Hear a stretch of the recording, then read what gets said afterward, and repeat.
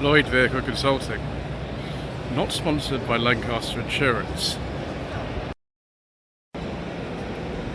Good afternoon. Today is still the 12th of November and still at the 2021 NEC Classic Car Show, sponsored by Lancaster Insurance, although this channel's not sponsored by anyone at all. This is part 5 of a slightly shambolic shuffle. You've already come across a reason why it's slightly shambolic. I'm really nice to turn that radio unit off in my phone so it doesn't start vibrating again. Oh dear. So we've had 4 parts before. This is still in Hall 5. We haven't actually managed to leave Hall 5 yet because there's so much to see. First of all, this is the Sporting Bear's Dream Rides section where you have a go in one of these classic cars, and the owners will take you out, and everything from this lovely tobacco leaf G registration, so 68, 69 Rover 2000, things like Mark IV Supras and Maseratis and Triumph Stags and all kinds of things. And it looks like a very nice Aston Martin too. But we're not really here sort of for that, although I recommend if you are kind of show you have a go. We're here to see things like this Mitsubishi 3000 GT. If it's a UK spec car, it's a 3000 GT. If it's a Japanese spec car, then it's a GTO. That's a very late one, if it's that registration is correct. I think they finished production that year, so this is a V, so 99. The later cars did have that front end without the pop-up headlamps. See if this is a... well, I can't see if this is a GTO or 3000 GT. Answers on the postcard then, or rather in the comments section. Another one here, another later one. The first style of non-pop-up headlamps. I really want to drive one of these. I don't know why, but I remember seeing these in Top Gear in about 1991, 92. Yes, a GTO, this one. And so's that one, I think it says on the back. And I just thought the deployable aerodynamic spoiler on the front was the sort of best thing I've ever seen in my life. It's the best thing ever. So Jay, this is an earlier one, and you can see it's got pop-up headlamps. Wonderful. Classic sort of Mitsubishi wheels of the era too. And we do like this sort of thing, viewers. We do like this sort of thing quite a lot. It does look rather appealing. I've also found some other 1990s Japanese sports cars. Nissan 300 ZX. Don't know sort of what year that one is. In fact, I don't know what year any of these are. Unless you've got a little information sheet for me, which some of them do and some of them don't. Which is very blue. Yeah, I don't know what year any of these are. Apart from the fact that they're introduced in 89. I think they ran to about 95. I could be wrong. Don't really know. Again, I quite like the look of them, but I just have a preference to the Mitsubishis. I can't really explain to you why. Just have a look at the interior whilst we've got the opportunity. There we are. Targa roof on that one too. Another rival for them was the Mark IV Toyota Supra. This one's a 1993 UK spec. It's a TT6, it says there. Oh, and it's got a beige leather interior. Do like a nice beige leather interior, viewers. And on something like this, that's I think an unmodified Mark IV Supra, which is a rare thing. That is very nice. This one I think has been breathed on a little bit. It's just got the Targa roof. What on earth? Why has that got a BMW shift lever in it? I know they did make some automatics, but Maybe it's a joke about the GR Supra. Yeah, that's a few modifications. 700 horsepower, 93, 7-speed DCT.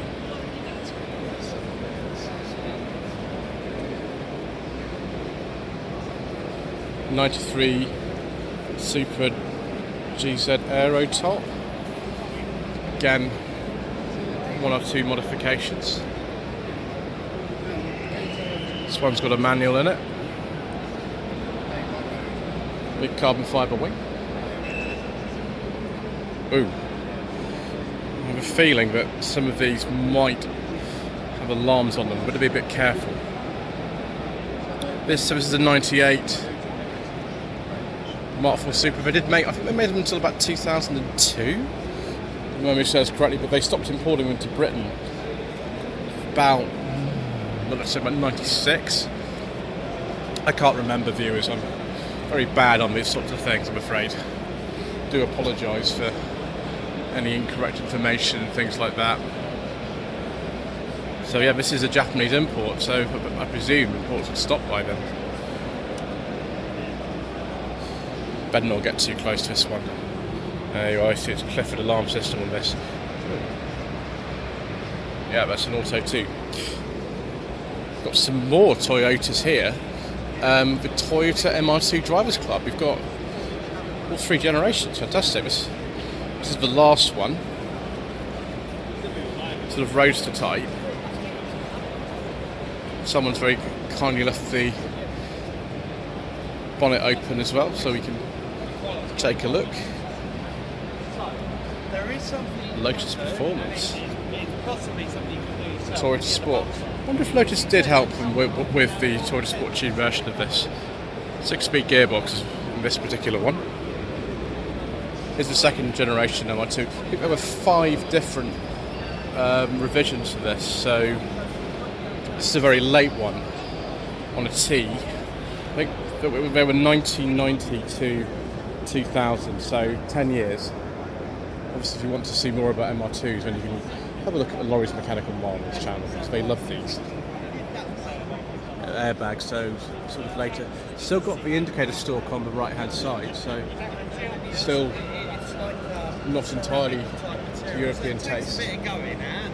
Looks like just a standard non-turbo version. Got the later rear lights, GT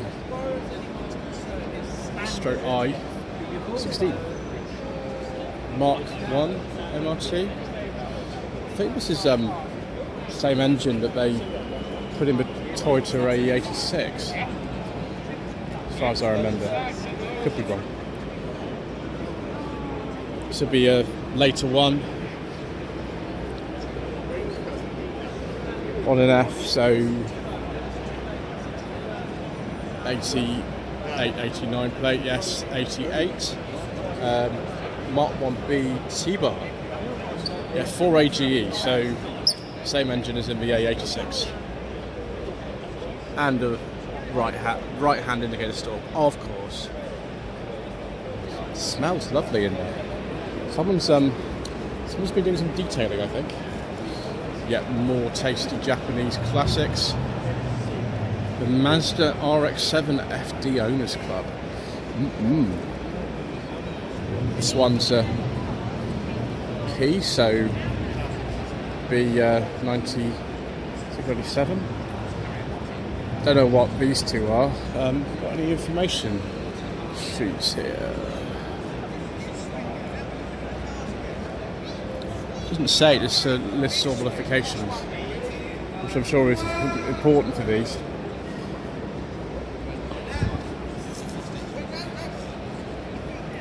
I think my favourite one is the green one down here. Not only does that look quite standard, and that's sort of my preference for sort of most cars. Oh, there we go, no, it's a 93. Okay, so on some of them it does tell you. But also I love that colour, it's very nice. Let's go and have a look at some Subarus whilst we're here. We really are covering all the Japanese classics today, aren't we? Some Mark 1 Impreza. Is that it's an STI Type R, the Japanese import. It's very fast, I expect. Flat 4 engine, 280 horsepower. Another Mark 1. 1999 Impreza RB5 Pro Drive Enhanced Limited Edition. Brilliant. This is a... I think this is a Hawkeye, so it's the...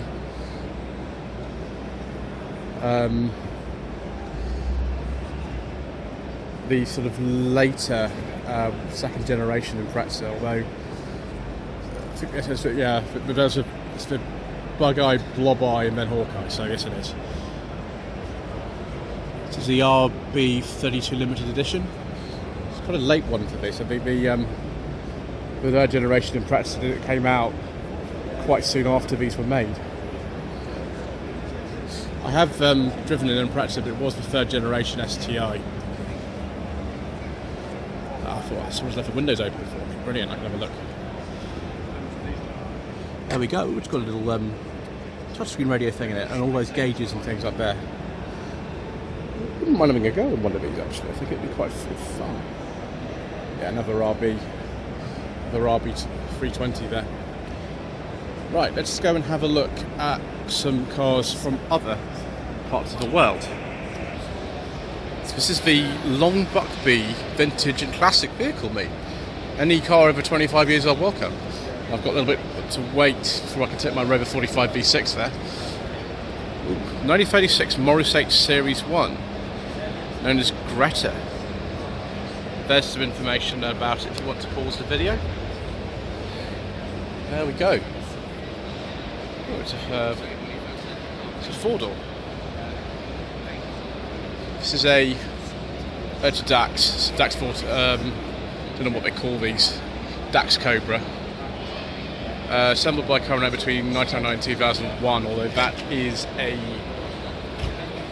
1978-79 plate, so you never know that.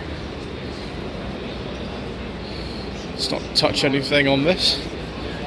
Ooh, it's got interesting kind of doors on this too. In two parts. Interesting. It's got like a little hatchback thing in the back as well. Weird. Oh, Morris Minor Traveller. Yeah, 69. The 1100 cc version, so very close to the end, and it will have the later type of steering wheel in it. Yes, it does. Took the plastic wheel. Amazing condition in this. It's really nice. I'm sure this has been restored or something. No wood rot or anything. Very nice. Ooh, another car from it's of early British Leyland era. Mark 1 Range Rover. The hose down interior. This is again in really nice condition.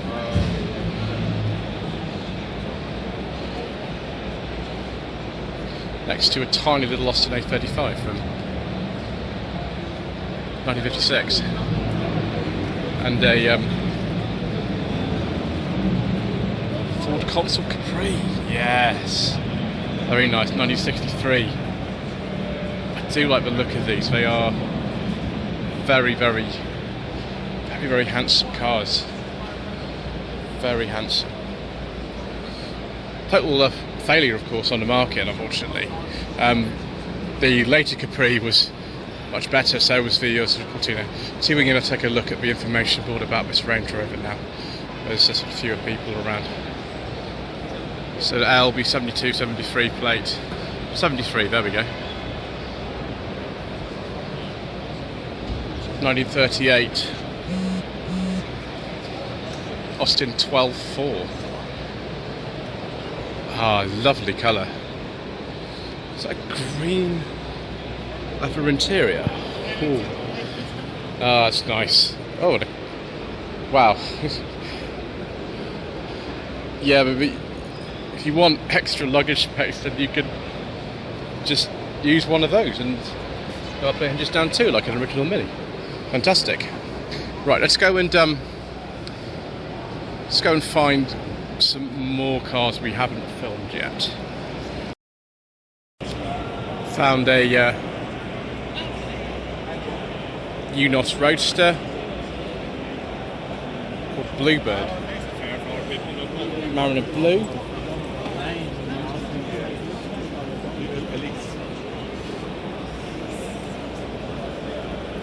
It's been modified a little bit. I actually do have a review of a similar car, although not modified like this on the channel. I actually drove an automatic one back in July. 1972 Mgb Gt. I think I've seen this car before in one of the Facebook groups online. That is rather nice. It's like this Datsun 1400. I think it's a 1970 on that plate. It's left-hand drive. I'm sure to be honest, they sold these over here. Certainly I've never seen one of these before. When I've seen this car at a show before, I'm afraid I forget, viewers, what I've seen sometimes. It is a bit crazy. Definitely haven't been to the Club Lotus stand. Ooh, wow. Plenty of the Lotus Europas and things around here. 1969 Series 4 LAN. Brilliant. That sort of dashboard look familiar to anybody who used to watch the Dyna Rig series of the Avengers. They used 2 of them. I think one was a Series 2, one was Series 3. Sorry about the noise in the background, there's not a lot I can do about it. Lotus Europa, I think this is the one with the Clermont Renault engine. So 68, 69 plate on this. A bit later than the one used in the Tara King after the Avengers, Series 2. With electric windows, I think. The early ones of these, I think, just had sliding windows. And the door handles were a bit different. But yes, otherwise quite similar to the car used in the Avengers, which I think was a early 68. Yeah, Renault 16 engine in this.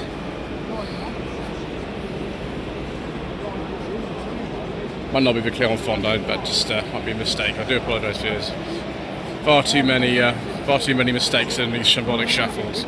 That's why we call them Shambolic shuffles, because you never know how rubbish it's going to turn out. Sorry. Everybody freezes. It's lovely Lotus XL. It's quite a late one actually. If it's on an E. Look at the engine, which looks beautiful. It's a beige leather interior. I do like a nice beige leather interior, viewers. Then most of you will know that already. Yeah, this is a 87. Brilliant. Mark 1 Lotus Elise or Series 1, 99. Is this the BBC or is this just the standard 118? Standard 118, 1.8 Rover K series engine in this. And there it is, it even says injection just like the A series does. Oh, it's an LAN Plus 2. Oh, very nice. Again, there was one of these briefly used in the later episodes of the Avengers, but you don't see it very much. This is a 68. One in the Avengers is 67. It's a red one. Interesting sort of purple and silver combination. And now, viewers, oh, yes, yes, please. Feel like I'm Roger Moore again. S6 Lotus Esprit from 1980. Limited edition blue, red and chrome livery. Otherwise similar to the two Esprits you would have seen in For Your Eyes Only. Just since we're here, see if we can just nip round the back and take a look. Just nip round the back and take a look. Just don't get in anybody's way too much. It's always a little bit difficult at these things. There we go. And it's got the sort of louvers on the rear window. Wonderful. Fantastic. Some lovely Audis. I think they just call this the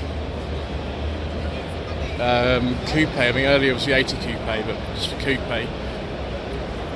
This is probably a 2 litre or something like that, from 94, 95, something like that. This Cabriolet 2.6, oh, it's very nice. It's got the steering wheel the same as an A4, so this would be a later one.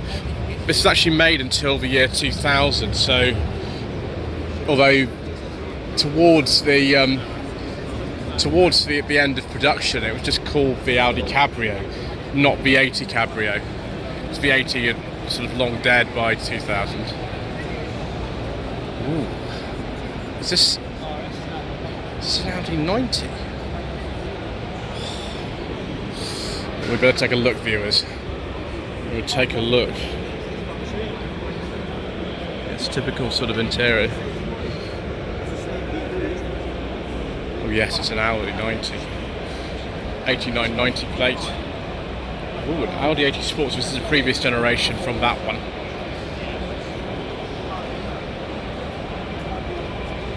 It's a post-facelift model. When I was younger, I actually used to travel in one of these because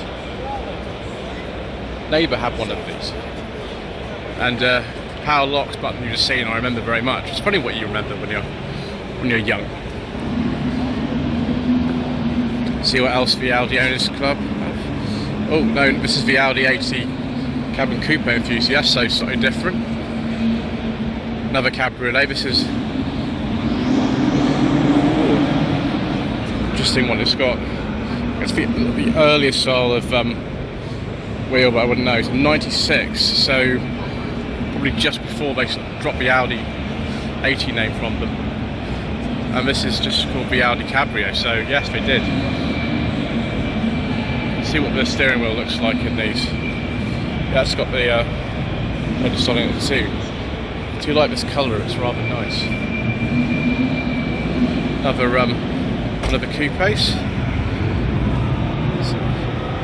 Absolutely amazing condition.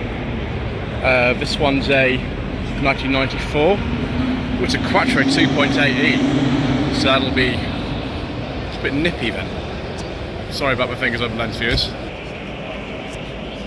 Just found some Mustangs, 1969 Mustang 428 Mgb Gt. Says Mark 1 on the side. It's a very long manual transmission. Oh, that smells nice. Cream leather interior. It's almost a beige one, viewers, but it's not quite.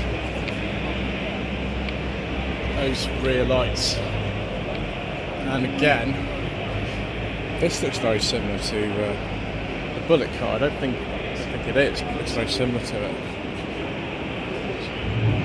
I think this is a 68 Mustang.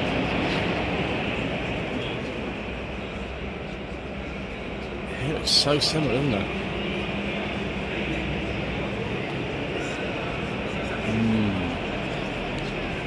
I think this is a slightly earlier Mustang. Let's take a look at the front to see if it's got a plate on it. Yeah, 1967 Ford Mustang Coupe. Very shiny. The chairman of Classic Car Club that my lady wife and I belong to, so she got one of these 67 Mustang like this. Different colour that he's got though. This one's an automatic.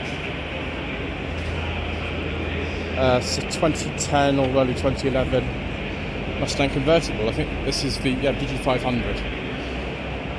It's pretty nippy as well.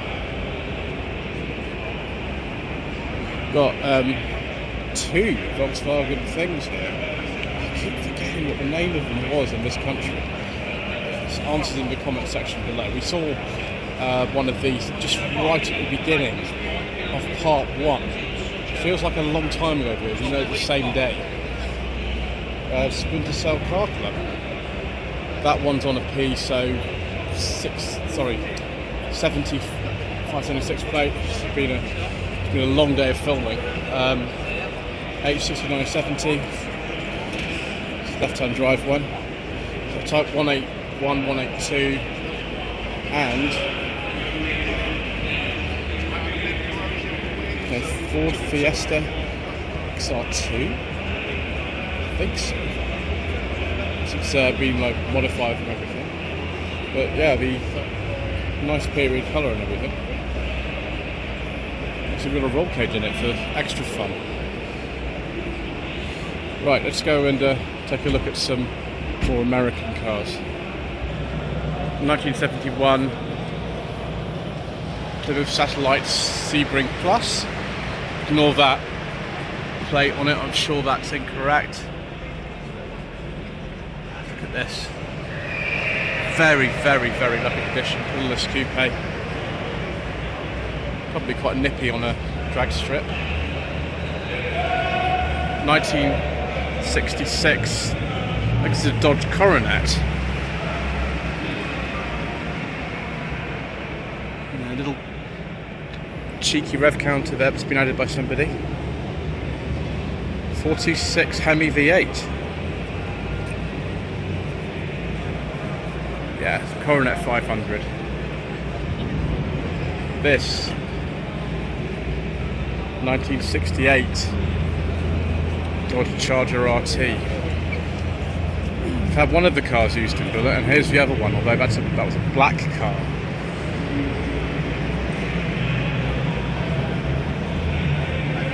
Yes, another pillarless coupe from Chrysler Corporation. Right. So, Corvette Owners Club's here. 1958 Corvette there. Corvette Stingray, 1970-71. 1990 Corvette C4.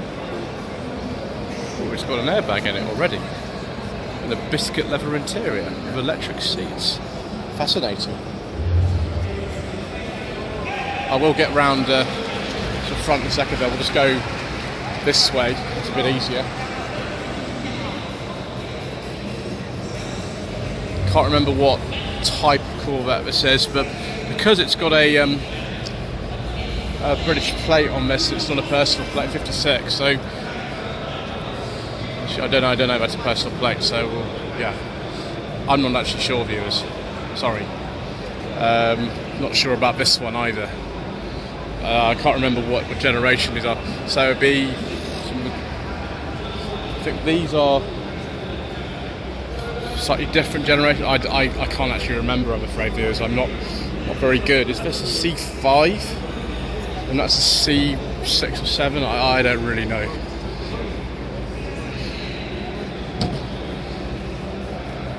This one, though, is 63.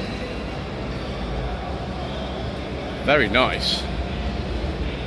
It's got a manual gearbox in it too. Very nice. Confusing because this Stingray name was used with the Corvettes for quite a long time. On cars would actually look quite different, so that's a bit confusing. There we are. There's the front end of that 58 Corvette. The other Stingray there.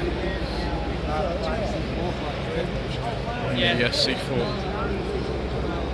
Whilst we're here, and Mike Brewer is on stage, I think. It seems to be pretty much mostly wheeler dealers going on that stage today. This is the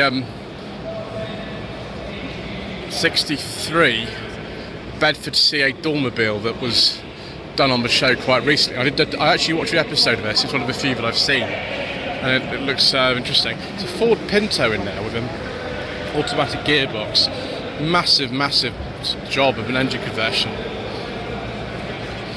think this is a Green Goddess fire engine. It's been converted. Weird. I'm afraid I have never seen Jimmy Doherty's dream builds on wheels. I do apologise. 1951 Triumph Renown 2000. Now that's interesting. They call them the Razor Edge saloons, these ones. It's just take a look at the interior. Obviously this is awaiting some kind of restoration, isn't it?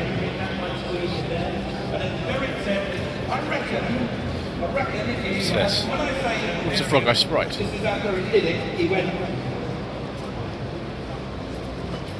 We might get a hint something there, and I said, you'll never squeeze the 2 litre Dignos with a pure automatic gearbox. He's actually talking about the Bedford CA Dormobile conversion.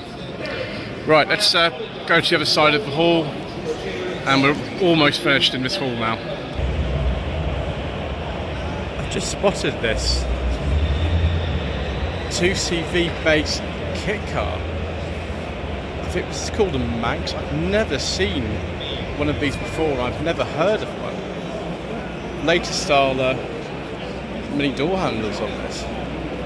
No information of anything about this. It just says Hahari on the front, which is particularly helping with identification, but it's the Citroen Specials Club, and this looks a bit more familiar. I have seen one of these before, and I think this is called a Lomax. That's it. Yeah, 2CV based kit car. Looks a bit like an old Morgan three-wheeler. There we go. Definitely a 2CV based car because of the gear change. And someone's put a 5 sticker because it looks like a bit like a banana on it. So the Traction Avant Club. I don't really know much about these cars. Fortunately, we've got some nice information sheets here. 1932 Citroen C4G MFP. Lots of letters there. Just look around the front and take a look. There we go, there's the engine and everything. It's a big imposing car, isn't it? Just very careful to trip over or anything here. There we go. This one's a Traction Avant. 51 Citroen 11 BL Légère. If you want to see stuff like this, then of course you can have a look at the channel, which will inform you of a lot more of things like this, where I lack severely knowledge about things like this. 1948 Citroen 15.6 Saloon.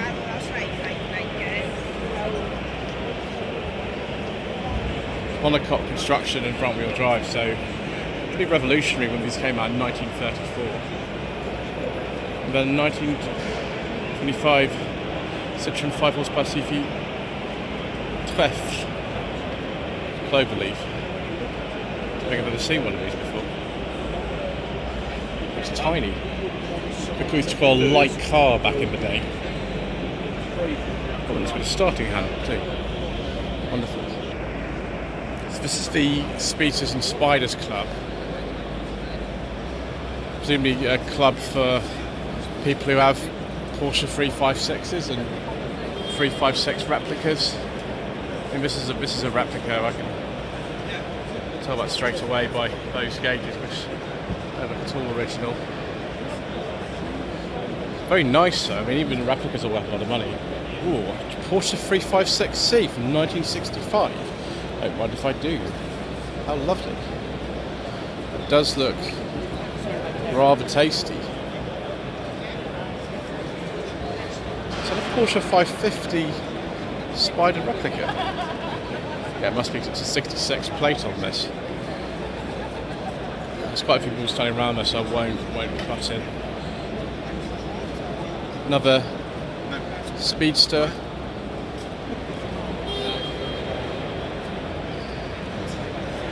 Another replica, I think. But very, very nice. Look at those seats. Look at the artistry that goes into making things like this. That's why they're so expensive. Yeah, 78 on an F, so wouldn't be an original one. This Carrera has been just lightly modified. Wow. Just a few modifications in there. Crazy. That's probably £80,000 worth of work on into something like that. Mad. And then another Spider. Wow. Yeah, it's definitely not the original one with the gauges like that, but I might look at the other one here. There we go. Wonderful. Right, I think there's just one more little bit I've got to do, and then we will actually have finished this haul. It's taken a while. I think I've got over 3 hours of footage in here, and I've been here quite a while. So, just very briefly, we'll have a see what I got here. Mini Cooper S, pre-suffix, so I don't know, 2061, something like that. Is that an Austin 7 Swallow? Oh yes, please. Yes, it is an Austin 7 Swallow. This is what the Jaguar company used to make before it was called Jaguar. 1927. Brilliant. And a Nissan Skyline Gtr. Oh yes. 71, 72 plate. Okay.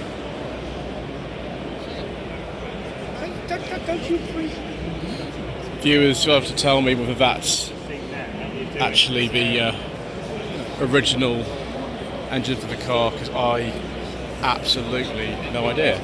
Oh, someone's left the door open for me, so we can just take a brief look in there. Very nice. Right, let's have a look at this very, very shiny Land Rover. It's a Series 3. Yes, it's a Series 3. Anyway, I think that's it for part 5 of a slightly shambolic shuffle around the 2021 NEC Classic Car Show. Please don't forget to subscribe to the channel for more parts that we're going to be filming tomorrow now. We're going to get out of Hall 5 and go up the stairs to other places. Don't forget to like this video and to leave a comment below.